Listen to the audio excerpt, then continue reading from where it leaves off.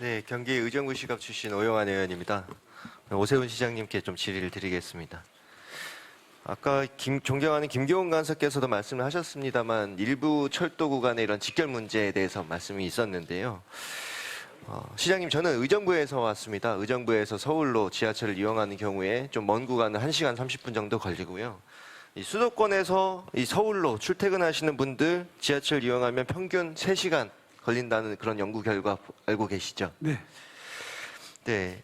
사실 서울로 이 직장을 출퇴근하시는 분들이 서울에서 소비를 하고 서울로 이렇게 세수가 확보되는 부분들을 생각한다면 이런 수도권에 거주하는 분들의 이런 대중교통 시간을 절약하기 위한 노력에 서울시도 같이 머리를 맞대야 되는 건 맞지 않겠습니까? 예, 저도 적극적으로 그런 방향으로 검토하겠습니다.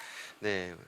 지난 8월에는 경기도가 이렇게 출퇴근 하루 1시간을 좀 줄이기 위한 이런 토론회를 여야 없이 국회의원 64명과 함께 이렇게 개최하기도 했는데요. 그럴 수밖에 없는 것이 광역교통 수요는 이 시간에도 늘어나고 있지 않습니까? 네. 제1차 국가철도망 구축 계획이 12개였다면 제4차에서는 34개까지 이렇게 늘어난 바 있고요. 그 부분에 대해서는 시장님께서도 너무 잘 아시리라고 생각합니다. 예. 그런데 이제 문제가 되는 것이 작년 2월에 발표한 서울시의 이런 이 광역철도 연결의 평면 환승 원칙에 대해서 이것이 좀 많은 문제와 갈등 소지가 있다고 저희는 좀 문제를 제기하는 건데요. 그 평면 환승이 뭡니까, 시장님? 승객이 특히 그 경기도나 이렇게 서울시계 외로 나가려면 정해진 역에서 하차해서 목적지행 열차로 다시금 갈아타야 되는 이 경우 아니겠습니까? 네. 그러면 이게 시간을 절약한 게 아니라 당연히 시간이 늘어나겠죠. 예. 이 부분이 아까 시장님께서 말씀하신 것처럼 거기에 대해서 머리를 맞대는 노력과는 정반대 방향 아니겠습니까? 가급적이면 직결이 바람직하다고 생각합니다. 그래, 가급적이면 직결이 바람직하지만 원칙을 평면 환승으로 정하셨지 않았습니까?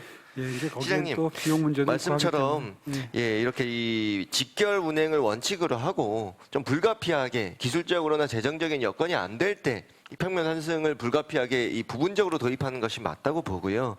이 여러 가지 제기하시는 이런 논리들이 사실상 서울교통공사에서 이런 재정 적자 부분 이런 부분들을 서울시 교통공사가 전부 감당할 수 없다 이런 주장들을 전해 들으시는 걸로 아는데 실제로 그렇지도 않습니다. 서울도시철도 연장사업 경기도 구간은 이 운영 적자는 경기도지자체가 100% 부담하고 있고요. 그리고 운영협약, 위탁운영 대가로 일반관리비, 위탁수수료, 이 서울교통공사에 추가로 순수익 보장해주고 있습니다.